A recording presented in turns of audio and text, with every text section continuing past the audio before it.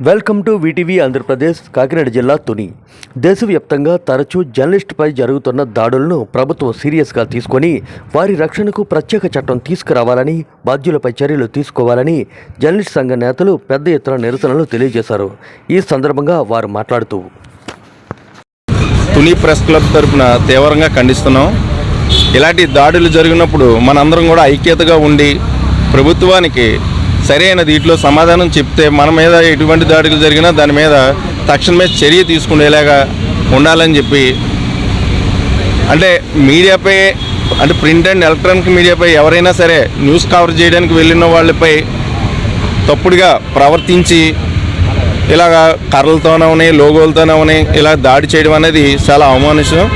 ఇలాంటి దాడి చేసిన వాళ్ళని తక్షణమే అరెస్ట్ చేసి సరైన న్యాయం చేయాలని చెప్పి ప్రభుత్వానికి హెచ్చరిక చేస్తున్నాం.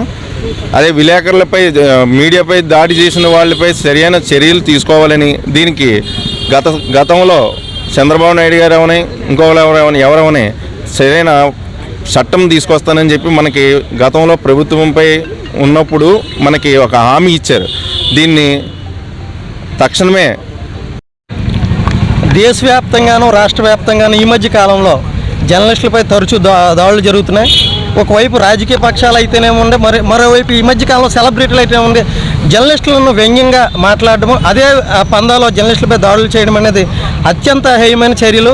ఇది ఫోర్త్ ఎస్టేట్ను అవమానించినట్టుగానే జర్నలిస్టులు అందరూ భావిస్తున్నారు.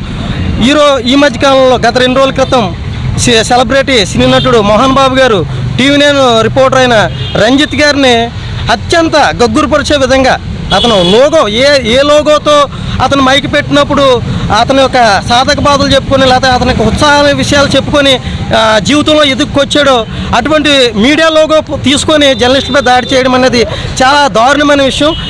ఇటువంటి విషయంలో ప్రజాస్వామ్యవాదులు, అదేవిధంగా ప్రజా సంఘాలు, ప్రజలు కూడా బాధ్యత తీసుకొని ఇటువంటి చర్యలను తీవ్రంగా ఖండించాలని సందర్భంగా డిమాండ్ చేస్తున్నాం.